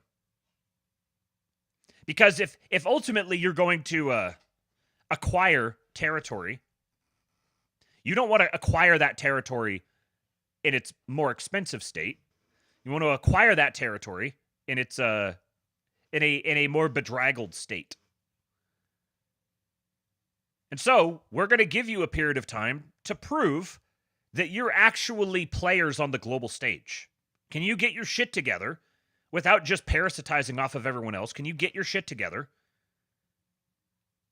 and actually sustain yourselves? And don't worry, as soon as you demonstrate, however long it takes, as soon as you demonstrate that you can't, then we'll step in. This is absolutely tremendous. This is from Max Meyer. He says the government of Denmark took Trump seriously, but not literally, and assumed that the Greenland thing was a negotiation tactic rather than a very explicit plan. They got burned on the phone. He's going to get Greenland for us. And I've been telling you this. This is not just memeing. They are dead set on getting Greenland. They're going to get Greenland. Greenland is going to be added to the United States, probably as a state. And here's reading from this article. Donald Trump insisted he was serious in his determination to take over Greenland in a fiery telephone call with Denmark's prime minister, according to senior European officials. The U.S. president spoke to Mette Frederiksen, the Danish premier, for 45 minutes last week. The White House had not commented on the call, but Frederiksen said she had emphasized that the vast Arctic island, an autonomous part of the Kingdom of Denmark, was not for sale, while noting America's big interest in it. 5 current and former senior European officials briefed on the call said the conversation had gone very badly. They added that Trump had been aggressive and confrontational following the Danish prime minister's comments that the island was not for sale, despite her offer of more cooperation on military bases and mineral exploitation. It was horrendous, said one of the people. Another added, he was very firm. It was a cold shower. Before, it was hard to take it seriously, but I do think it is serious and potentially very dangerous. The Europoors are stuck in an old world. This is like one of their wake-up calls to start to move into the new world. The new world that is dominated by the new world. Trump is on a whole nother level, and they're not even they're stuck in the old ways, thinking the world works the way it doesn't work anymore. We've entered the age of empires. The United States is now functioning as a true empire with imperial aspirations, including territorial expansion. And they're not fucking about. Ian Carroll, shut up, silly woman.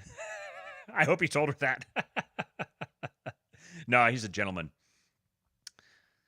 Many European officials had hoped his comments about seeking control of Greenland for national security reasons were a negotiating ploy to gain more influence over the NATO territory.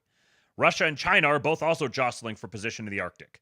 But the call with Frederiksen has crushed such hopes, deepening the foreign policy crisis between the NATO allies. The intent was very clear. They want it. The Danes are now in crisis mode, said one person briefed on the call. Another said, the Danes are utterly freaked out by this. A former Danish official added, it was a very tough conversation. He threatened specific measures against Denmark, such as targeted tariffs. This tiny little European nation is like, oh, we're just going to negotiate. We're just going to negotiate with Donald Trump. And he's like, I will tariff you into oblivion. Give me Greenland. And there's something to be learned here. I said, right when everyone thinks they've got him figured out, oh, he's just doing his big ask fallback deal making thing, so we don't have to take him literally. He escalates to big ask to, no, really, I'm not budging, and melts their faces all over again. The absolute madman.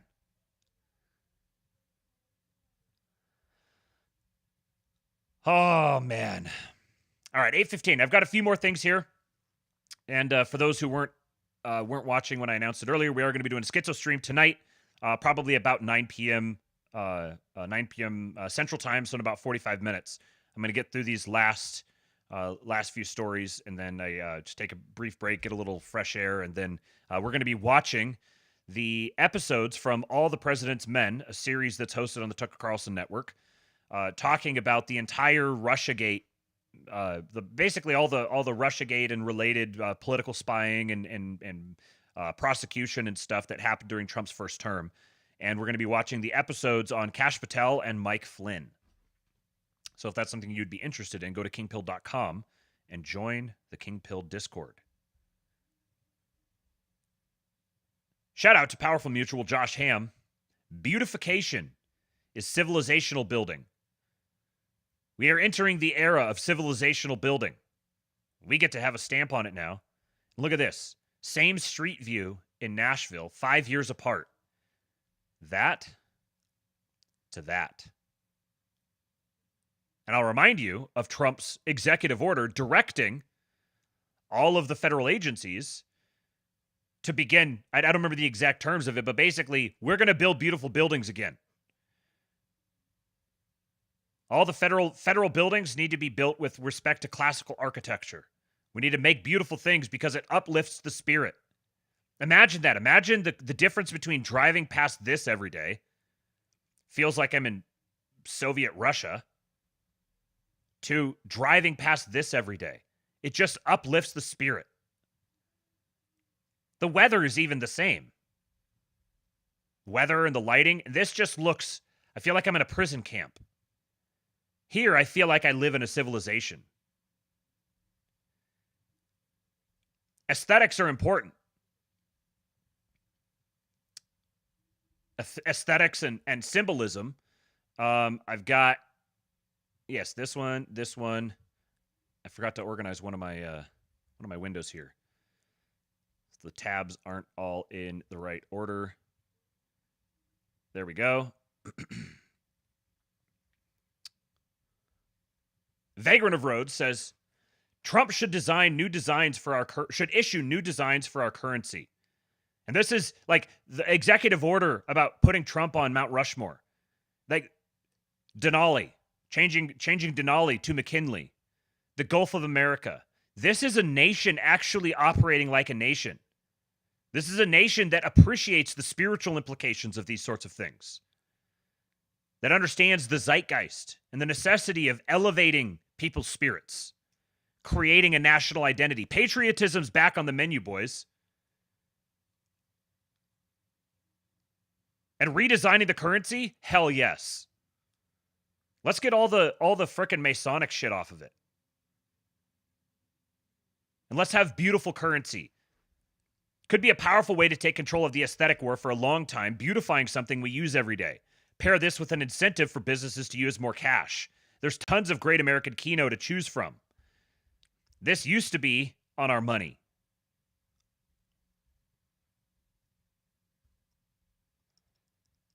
Thinking West says we desperately need patriotic art like this again. It just, like, I can feel it swelling in me when I see this. Yeah, it would be perfect to announce this with the World's Fair. Or the American 250th anniversary celebrations. There's so much distinctly American Kino out here. Look at this. Yes. Yes. Give me money that looks like this. Look at that.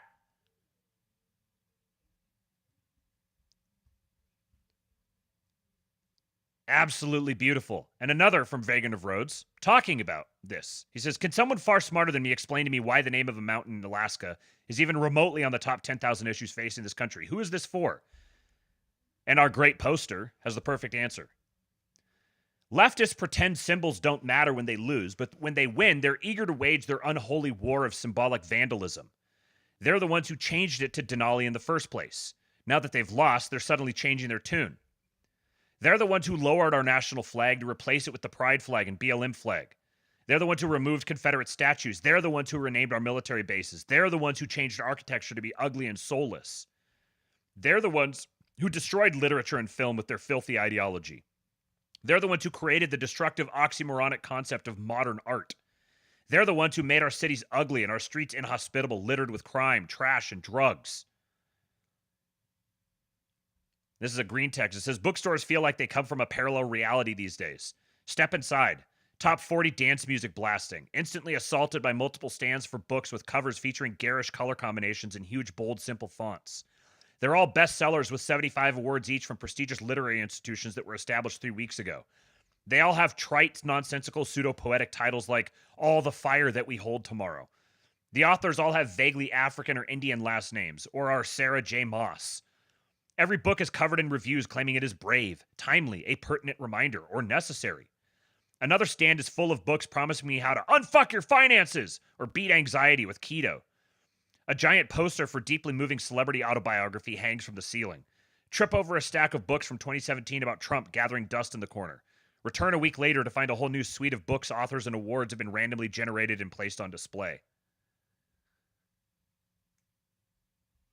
Yeah, the lib. Says hideous with the big truck. Meanwhile, the Daniel Penny.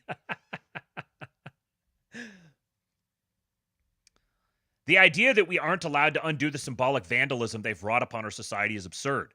This false premise is designed to hamstring us into submission. We reject it now. And because of that, they suddenly think it's not a priority anymore. Please. Look at this before and after. The Hove Town Hall, from this to this. Disgusting. Sunderland Town Hall, from this to this. Pathetic.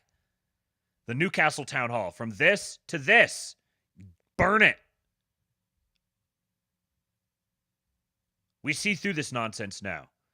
Their movement is replete with countless instances of forcing symbolic change against the will of the people, for the sole purpose of cementing their own reign and power at the destruction of our nation's aesthetic identity and culture. Like, somebody who creates something like this needs to be institutionalized. They need to be put into a home and medicated. No sane person who's safe around the public would conceive of something like this. Or this. Disgusting. So yeah, symbols do matter. And we all know they know this, but they like to play possum now because their side just lost and will finally be forced to face some real consequences for once. Boo-hoo. No more pretending to play by two sets of rules. We're fighting back now. Liberals made these rules and destroyed our institutions for their own personal gain, eviscerating our symbolic heritage with their iconoclastic zeal. They've done this everywhere around the world that their cursed hands have deigned to touch, erasing culture worldwide. Liberalism is the ideology of uniformity, sameness. It uses the camouflage of diversity to Trojan horse its true aim, which is the flattening of humanity into an indistinguishable blob of human material in perpetual servitude to their central planning schemes.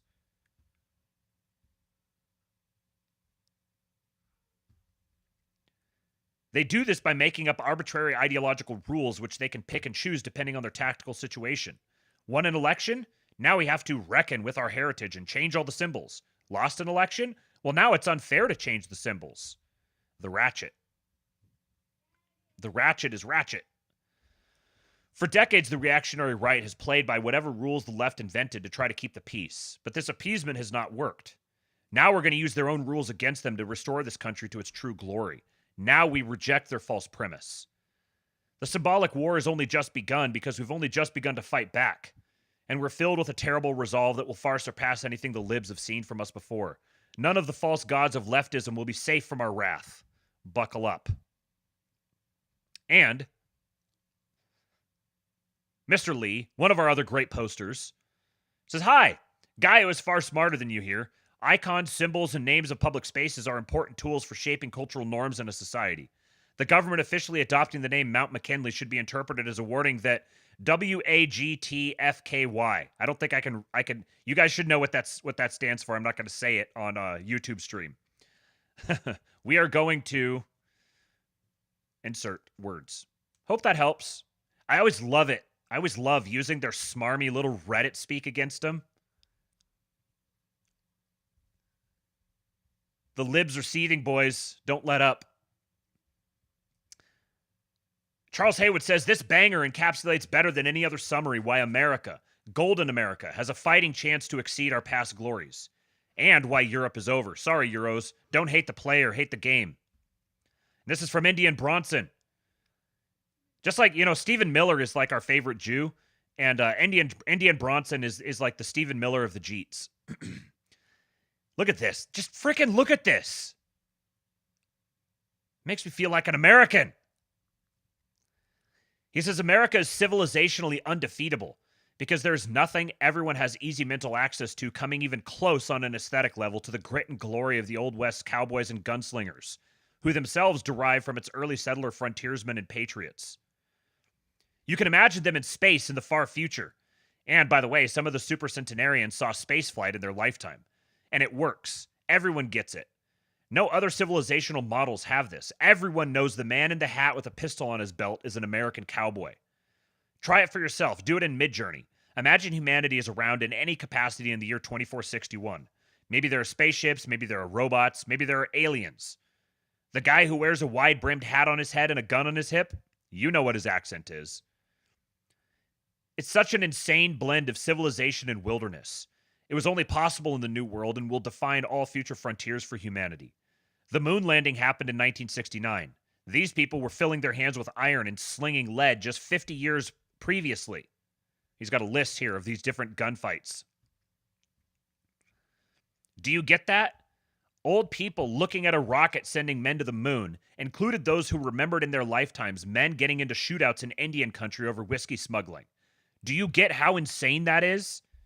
And yet it makes total sense that space is for cowboys. Space cowboys. Just absolute Keno.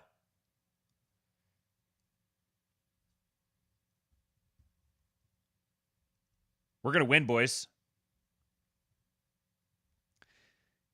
And now,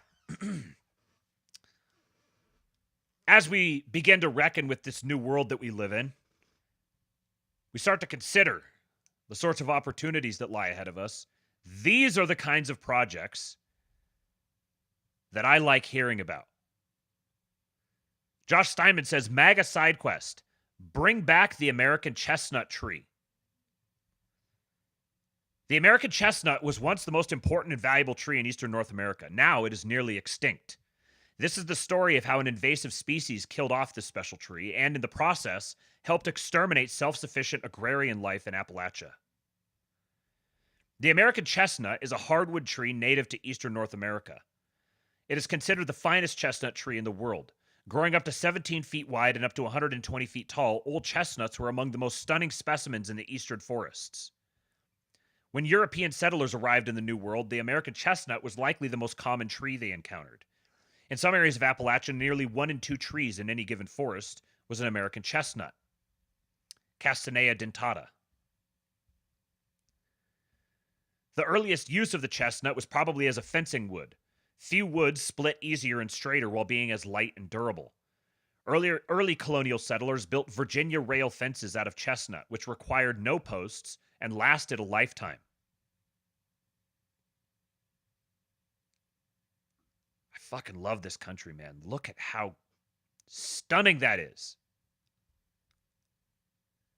It was unsurpassed as a building material because it grew straight and was highly rot-resistant, insect-proof, and weather-resistant.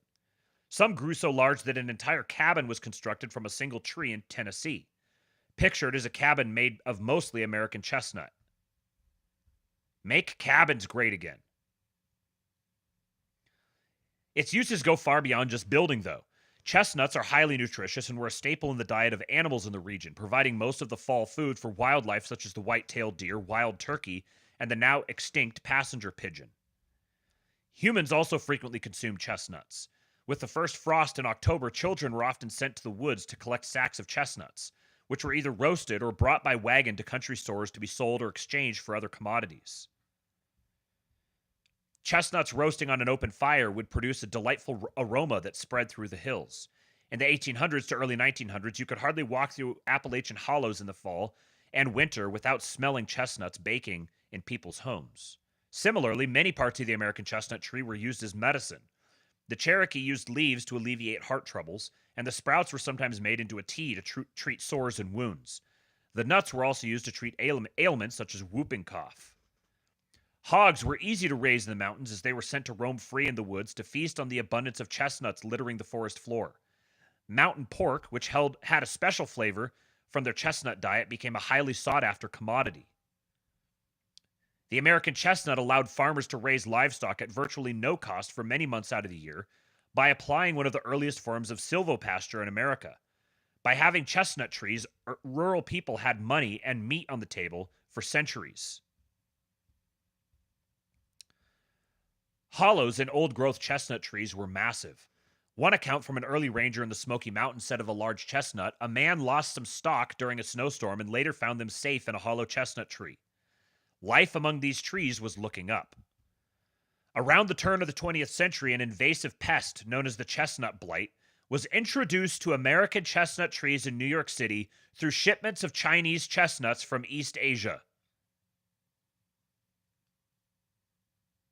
It spread rapidly as the American chestnut had no resistance to the pest. Maybe East Asian things should stay in East Asia. Spreading at an astounding rate of 50 miles a year, it only took about 30 years to eradicate most of the American chestnuts in the eastern U.S. Approximately 4 billion chestnut trees were killed by the late 1930s. This photo, date unknown, shows a chestnut grove devastated by blight. Farmers and woodlot owners were encouraged to harvest their remaining chestnut trees quickly, as their value decreased rapidly upon deterioration. This may have sped up the extinction process, as trees with a small amount of blight resistance may have been killed off. When chestnuts began dying off in large droves, many locals thought the entire ecosystem was dying. In a way, they were right. Turkeys began disappearing, and squirrel numbers decreased to a tenth of what they were before. Black bears never seemed to get as fat as they used to. Many organisms relied entirely on the American chestnut tree to survive. At least 7 native moths became extinct in southern Appalachia, including the American chestnut moth. Life without chestnuts was almost unthinkable. The tree had been so deeply connected to life in Appalachia for centuries. No longer able to raise hogs and cattle in the woods or gather chestnuts for sale, rural people increasingly looked to the urban center for salvation. It became much more difficult to maintain a self-sufficient agrarian life in the mountains. As industrialization rapidly expanded, the death of the chestnut seemed to extinguish mountain folks' last hope at maintaining life as they had known it for 4 centuries. In the years since, biologists and foresters have been attempting to crossbreed and modify the chestnut to improve its resistance to the blight. Many of these projects were abandoned by the 1960s, but some still remain today. Unfortunately, the damage has already been done. Today, most Appalachians do not remember life among these trees. Despite it being such an important part of our history, we will never again experience the true glory of the American chestnut. R.I.P. This guy says, I know where the last surviving grove is in Michigan, protected by locals at a level of near lunacy. Michigan and Wisconsin have some, although they're not native to those areas. Sad story indeed. Gypsy moths also came from China and killed millions of trees, but didn't target one specific tree. I remember the trees in the Alleghenies being bare of leaves in August, to include the pines. Yet another experiment gone awry. Yeah, maybe we just stop importing things from some areas. Let's bring it back. As Josh Simon said, MAGA side quests. These are the kinds of quests now. There's an infinite number of these sorts of things that have, like, you do them because it's meaningful to the country, but you can also monetize these and make it economically beneficial as well. And we are going to have an administration for the next 4 years that's going to be very favorable to these types of projects. If you're building something that is going to make America wealthier, more beautiful, more prosperous, you're going to have a friendly administration and a friendly regulatory environment. When I say we need to start building shit, this is the sort of thing I'm talking about.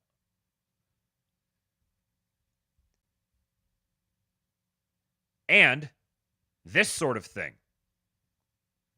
From New Founding, Joshua Abatoy announced, on Friday, USA Ridge purchased a very special farm that I'm thrilled to now announce. I love everything about this 450-acre farm, but most of all, I love how it will provide a perfect miniature demonstration of our charter community model.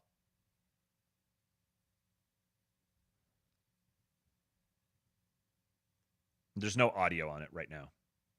I don't remember if there's audio in the whole thing. But look at this land. These guys, the guys who are building things, these are the guys who need our support, they need our attention, and they need to be duplicated. Not that we have to do the exact same thing that every single one of these different projects does, but being inspired by these sorts of projects to rebuild our communities. Part of having all of this mass migration ended and all of these people being deported means a lot of those houses, I think there's a point Jeremy Caro was making on Orrin McIntyre, a lot of those houses, a lot of that real estate was being populated at the expense of normal working class people, which means all that housing is going to open back up again. And additionally, with all of the regulatory slashing that's going to happen, and with the massive investments in energy, streamlining the permitting process, getting more permits for more mining, ramping up nuclear, building out all of the energy infrastructure to support the AI projects and crypto adoption is it's going to be a great time for planting the seeds for building future empires, future micro empires. He says the farm has been in the Brewington family for decades. It's an icon in Whitleyville, Tennessee, and has an incredible history. Among other things, this farm used to raise prize mules for the Rose Bowl parade. We're keeping the name to honor this legacy.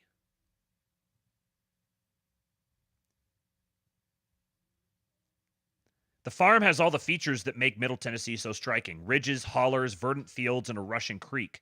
The soils in the river bottom fields are some of the most fertile in the USA.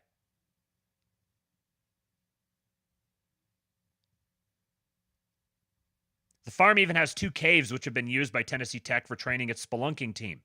As a side note, I need cool ideas for what to do with these. Give me suggestions. Now comes the fun challenge of refining and executing the plan. At a high level, we're aiming to preserve the traditional land use of this farm, preserving sweeping bucolic views for building sites tastefully set back in the woods on the ridge tops. So there's their plot right there. Interestingly, if looking at this from this scale, my Randall Carlson appreciators will know what you're seeing right here. Scale and variance. We're reserving land for community features. In the first instance, we've been approached by a forthcoming church plant that wants to build an architecturally significant, regionally authentic church building. An easy yes. If we succeed here, we will build a case study in how thoughtful development can defend against the inexorable march of bad development. Define a new iconic, regionally authentic architectural style. Most crucially, demonstrate how our model leverages digital conditions and the flexibility of the decentralized 21st century economy to meet emerging demand for communities that offer an elevated, networked, yet classically American yeoman way of life. Speaking directly to my heart with this stuff, man. If you want to be the very first to hear about how to buy into the development and other Ridge Runner updates, please fill out our prospective buyer form and check out our press release here. Once again, I'm going to place all of these links in the King Pilled Substack, So you can go over to kingpilled.substack.com or just look for Kingpilled on Substack. Or you can listen to the audio version of this on all the podcatchers. And in the description for the podcast, you'll have all these links. So go read them all. Go dig into them. And I've got the utmost respect for these types of guys who are really putting their money where their mouth is and actually building stuff. Not sitting around yelling that these sorts of projects don't exist, complaining that our people are being choked out, complaining that we don't have anything anymore, complaining that all the bad people have done all the bad things, complaining about how far we've fallen. But they're actually doing something. They're actually putting their money where their mouth is and building something that's lasting. They're taking risks. We need more risk takers. We need more builders. And the very last thing I'll leave you guys with today is a reminder of why the no fucking blackpilling perspective is so important. The power of placebo. Patients who received a fake knee surgery improved just as much as those who received $5,000 procedures. A Baylor School of Medicine study published in 2002 in the New England Journal of Medicine evaluated surgery for patients with severe debilitating knee pain.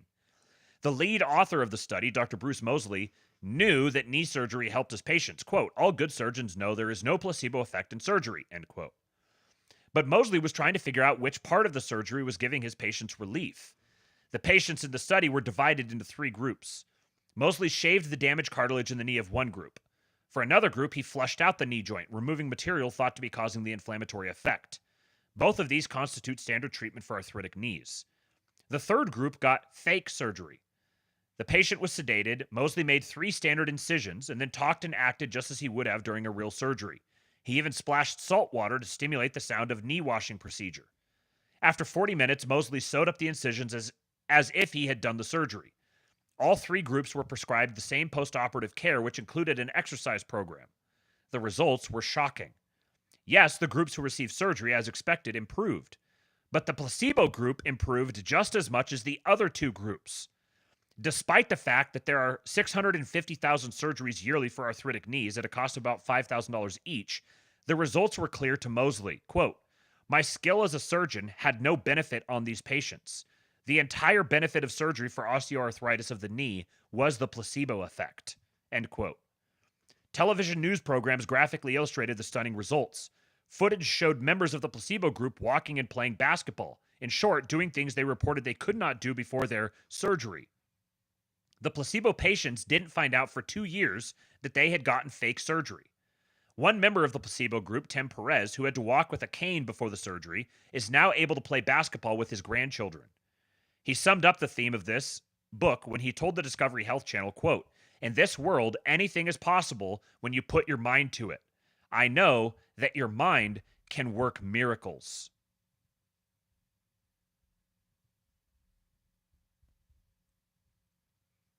I think you guys can make the connection. No fucking blackpilling.